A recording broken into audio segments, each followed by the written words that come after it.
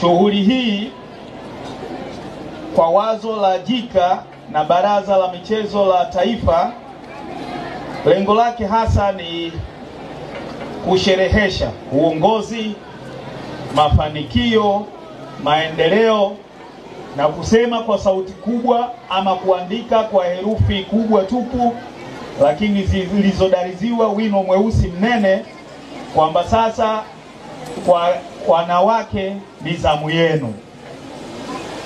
Tunapofanya shughuli ya leo, taifa letu lipo katika hatua muhimu ya kuimarisha umoja na uzalendo wetu, kupanua fursa za uchumi kwa vijana na kutengeneza mazingira rafiki kwa wanawake kushiriki kikamilifu katika sekta zote za maendeleo ikiwemo michezo. Katika mazingira haya, mashindano ya Ladies Fest 2025 hayaji kama tukio la kawaida, bali jukwaa la kitaifa la kuunganisha jamii, kukuza vipaji na kuimarisha misingi ya usawa wa jinsia ambayo ni sehemu ya maono ya Mheshimiwa Rais Daktari Samia Suluhu Hassan kwa nchi yetu. Mashindano haya ambayo yanashirikisha wanariadha kutoka mikoa yote ya Tanzania bara na Zanzibar. Hii kwangu ni tukio la kwanza kama mgeni rasmi toka tumeanza awamu hii baada ya kuaminiwa na Mheshimiwa Rais Daktari Samia Suluhu Hassan. Na kwamba tukio hili ni la wanawake, Ladies Fest, linarudi pale pale mimi na mabinti damda. Kwa hivyo ningependa kuipongeza Taasisi ya Ushirikiano wa Kimataifa ya Japan JICA, Baraza la Michezo la Taifa pamoja na Shirikisho la Riadha Tanzania kwa kazi kubwa mlioifanya ya kuhakikisha mashindano haya yanafanyika kwa mafanikio makubwa katika awamu zote hizi 7. Nafahamu mashindano yalianza mwaka 2017 na tungetakiwa kuwa msimu wa 9 hivi, lakini kwa sababu ya COVID ile 2020 na 21 tukaacha kuyafanya na tukarudi tena 2022.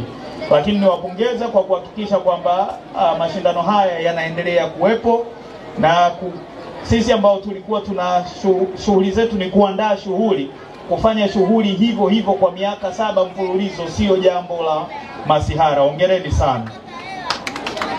Ndugu wana michezo, mashindano haya ya riadha ya wanawake ni fursa adhimu kwa nchi yetu ambapo wana michezo wetu wa kike kutoka mikoa yote ya Jamhuri ya Muungano wa Tanzania watapata fursa ya kushindana na kuonyesha vipaji vyao ambavyo vitalelewa na kuendelezwa na kupelekea nchi yetu kupata wanariadha ambao watawakilisha nchi katika mashindano mbalimbali ya kitaifa na ya kimataifa, yakiwamo mashindano yajayo ya Jumuiya ya Madola, mashindano ya Afrika, mashindano ya Olympic na mashindano mengine ya riadha ya kidunia. Ndugu zangu, wote tunafahamu kuwa ushiriki wa michezo kwa wanawake kwa nchi yetu bado ni mdogo ukilinganisha na ushiriki wa wanaume. Hili linachangiwa na sababu kadhaa, ikiwemo majukumu alionayo mwanamke katika familia, kutokuwepo elimu ya kutosha juu ya faida ya mwanamke kushiriki shughuli za michezo, pamoja na kukosekana kwa fursa za michezo kwa watoto wa kike.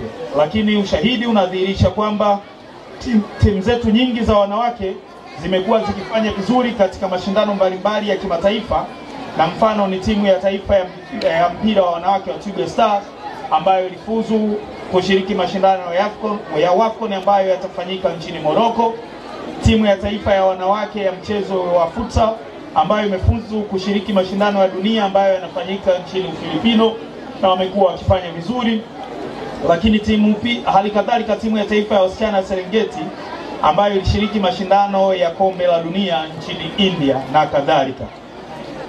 Ndugu zangu, ni jukumu letu sote kuhakikisha tunapinga dhana potofu ambazo zinadumaza ushiriki wa wanawake kwenye michezo pamoja na kuendelea kuelimisha jamii umuhimu wa wanawake kushiriki kwenye michezo. Ndugu zangu, wote tunafahamu kuwa michezo ina umuhimu mkubwa sana kwa maisha ya binadamu na maendeleo ya taifa kwa ujumla.